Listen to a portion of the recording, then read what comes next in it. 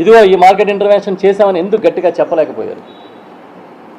చేయలేదు కాబట్టే చెప్పలేకపోయారు. చేతగాని విధంగా చేతులెత్తేసి రైతుల్ని గాలికి వదిలి చేయలేదు కాబట్టే చెప్పలేకపోయారు.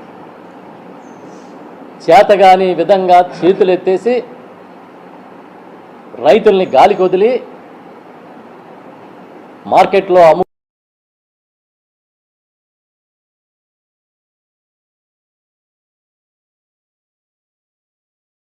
యూరియా సమయానికి ఇవ్వలేని వాళ్ళు, యూరియా ఇవ్వడానికి కూడా క్యూలు కట్టాలి, కార్డులు ఇస్తామని చెప్పి మాట్లాడుతున్న వాళ్ళు, ఇవాళ వరి అన్నం ఎవడో తినట్లేదు, ఏదో మిల్లెట్లు తినండి, అది తినండి, ఇదన్నీ తప్పుడు ప్రచారం చేస్తున్నారు.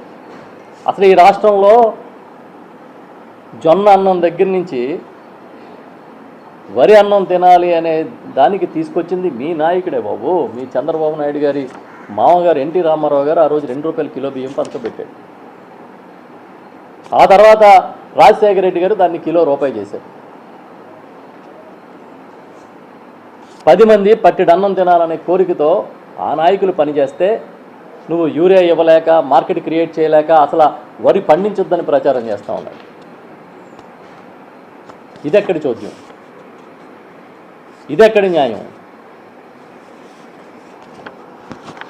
మాట నిలబెట్టుకోవాలంటే చాలా దమ్ము ఉండాలి, ధైర్యం ఉండాలి. కోవిడ్లో కూడా పంటలకి గిట్టుబాటు ధర కోసం మార్కెట్ ఇంటర్వెన్షన్ పెట్టి చివరికి బూడిద గుమ్మడికాయలు కూడా కొనుగోలు చేసిన మాట వాస్తవమా కాదా? ఇవాళ మీ సెక్రటరీగా ఉన్న ఐఏఎస్ అధికారే ఆనాడు మార్కెటింగ్ కమిషనర్గా ఉన్నారు. ఆయన అడగండి, చెప్తారు. మీకు రైతులకు ఏమీ చేయలేని పరిస్థితుల్లో ప్రభుత్వం ఇంకెవరిని ఉద్ధరించగలుగుతారు మీరు? పచ్చి అబద్ధం.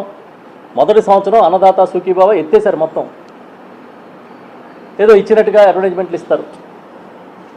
7 లక్షల మంది రైతులను కోతేసి కౌలు రైతులు మాట ఎత్తకుండా ఏదో పెట్టుబడి సాయాన్ని మేము ఉద్ధరిస్తున్నామని మాట్లాడతారు. పలానా పథకాన్ని మేము చెప్పినట్టు చేసామని చెప్పండి, చూద్దాం. ఇదిగో లెక్కలు తీస్తే జగన్మోహన్ రెడ్డి గారి హయాంలో 84,66,000 మందికి 0 వడ్డీ పథకం అమలైంది. రైతులకి పంటల బీమా ప్రీమియాన్ని ప్రభుత్వం తరపునే చెల్లించి 54,55,000 మందికి 7,802 కోట్ల రూపాయలు ఉచిత పంటల బీమా అందజేయడం జరిగింది. ఒక్క సీజన్లో నష్టం జరిగితే మళ్ళీ సీజన్ వచ్చే నాటికి వాళ్ళకి ఇన్పుట్ సబ్సిడీ ఇవ్వడం జరిగింది. ఏ సీజన్లో నష్టం జరిగితే ఆ సీజన్లోనే వాళ్ళకి సాయం అందించే కార్యక్రమం చేశారు. ఇంచుమించుగా పంటల కొనుగోలుకే 7,800 కోట్లు పెట్టడం జరిగింది. రైతులు దురదృష్టవశాత్తు ఆత్మహత్యలు చేసుకు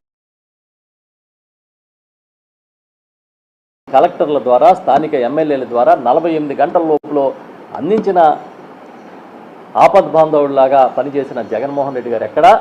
ఇవాళ 293 మంది రైతులు ఆత్మహత్యలు చేసుకున్నారని మీ ప్రభుత్వమే లెక్కలు చెప్పి నిమ్మకు నీరెత్తినట్టుగా, అసలు అది మీ కళ్ళకే కనబడినట్టుగా ప్రవర్తిస్తూ ఉన్నది మీ ప్రభుత్వం ఎక్కడా అని నేను అడుగుతూ ఉన్నాను.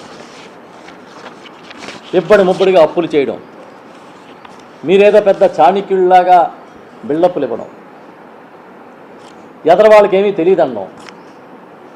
జగన్మోహన్ రెడ్డి గారి హయాంలో అప్పులు చేస్తే రాష్ట్రాన్ని శ్రీలంకన్ చేస్తారా, లేకపోతే ఇంకేదో దేశాన్ని చేస్తారా అని మీ పత్రికల్లో, మీ ఛానల్లో తప్పుడు ప్రచారం చేయడం. ఇవాళ 20 నెలల కాలంలో 3,18,000 కోట్లు అప్పు చేసిన మీరు రాష్ట్రాన్ని ఏ దిశగా తీసుకెళ్తున్నారు? పోనీ జగన్మోహన్ రెడ్డి గారి హయాంలో అప్పు చేస్తే నేరుగా పేదల అకౌంట్లో, లబ్ధిదారుల అకౌంట్లో వేశారు కదా. మరి మీరు ఎవరి జేబులో వేస్తున్నారు ఈ డబ్బులు? మీరు తీసుకొచ్చిన డబ్బులు ఏ జేబుల్లోకి వెళ్తున్నాయని నేను అడుగుతున్నా. సమాధానం చెప్పండి.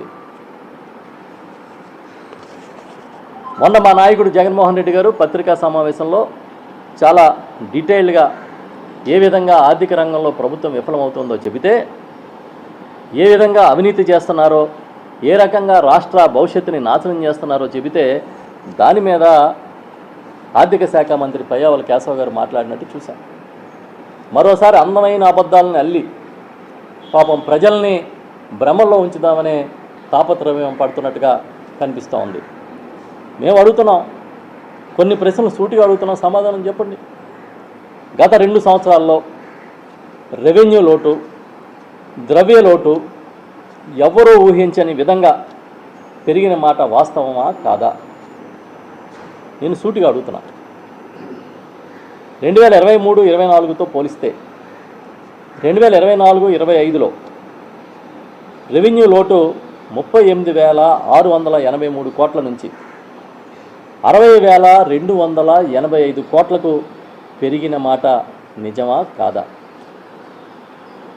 ద్రవ్య లోటు 62,719 నుంచి కోట్ల నుంచి 81,071 కోట్లకు పెరిగిన మాట వాస్తవమా కాదా? సూటిగా అడుగుతున్నాం, చెప్పండి. 2025-26లో 10 నెలల